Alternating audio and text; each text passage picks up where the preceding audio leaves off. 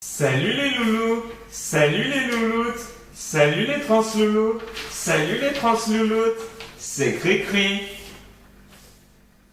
Vraiment, avec ton intro pourri. Continue comme ça, on n'ira pas jusqu'à 3650. Salut les loulous, c'est Cricri. Et Dédé. PBLV. On se retrouve aujourd'hui pour une vidéo réaction de l'épisode Plus belle la vie 3648 du mercredi 17 octobre 2018.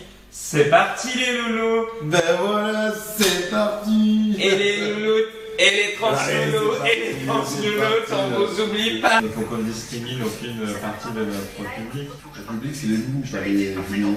Les loulous, il y a plein de genres de loulous.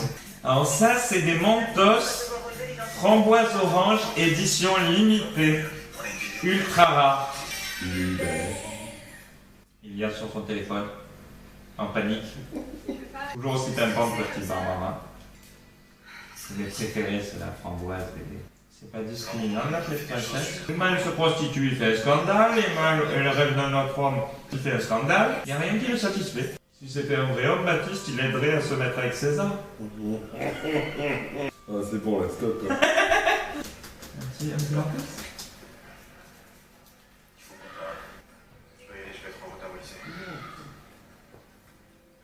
Oh là là. Elle est en train de voler le passeport du petit Louis. Rocha qui a débusqué le lien.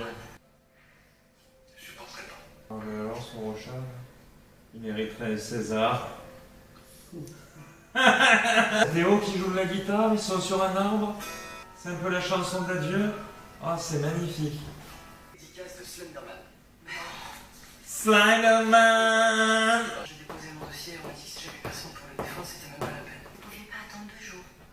Franchement, je vois pas comment on peut continuer cet atelier ensemble si vous ne me faites pas confiance. Pour l'instant, pour aujourd'hui, c'est terminé. Oh, on se retrouve tout de suite les loulous, les louloutes et les transloulous et les translouloutes pour le Débris. Le débris. Le débris.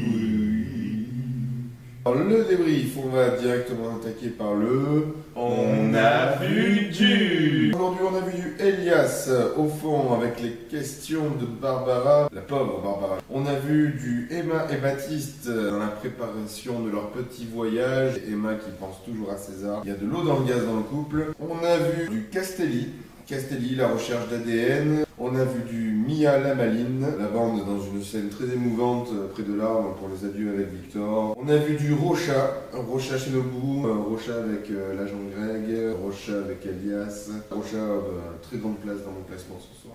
On a vu du Barbara. On a vu du Nebou et du Greg qui, en voulant cacher l'enquête à Castelli, elle accélère tout simplement lui apportant le courrier. Et c'est tout pour le On a vu du. Je vous laisse avec Monsieur Cricri pour ses tops. Aujourd'hui, beaucoup de tops et peu de flops.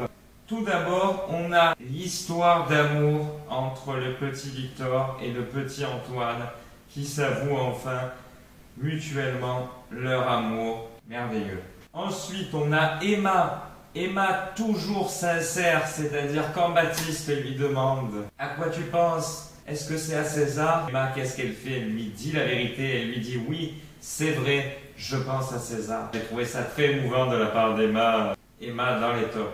Ensuite, on a Rocha. On a un Rocha, comme on a peu l'habitude de le voir, c'est-à-dire un Rocha absolument déterminé, prêt à tout pour faire innocenter César. Ensuite, on a la petite bande donc pour les adieux à Victor. On a Théo à la guitare. On a Victor qui distribue des cadeaux à tous ses nouveaux amis, tous ses camarades qui vont donc l'aider à partir en Angleterre. En top solidaire, on a Barbara qui subit malgré elle, puisque Elias ne lui dit pas toute la vérité, Castelli ne lui dit pas toute la vérité. Donc on a une Barbara qui est dans le flou le plus total et à qui on envoie toutes nos amitiés. Quels sont vos tops à vous aujourd'hui? Alors moi dans mes tops, j'ai Baptiste, parce qu'il se démène pour la famille et que Emma lui passait un peu à côté. J'ai Castelli pour sa discussion avec Elias, le fait de le pousser aux aveux, de lui dire enfin la vérité. Rocha pour sa combativité pour son neveu César. La petite bande des jeunes pour le départ et le au revoir avec Victor.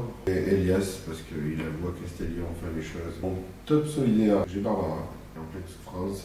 Et j'ai mis un peu Rocha comme ça aussi. Un personnage qui fait de la peine et qui a souvent raison, mine de rien.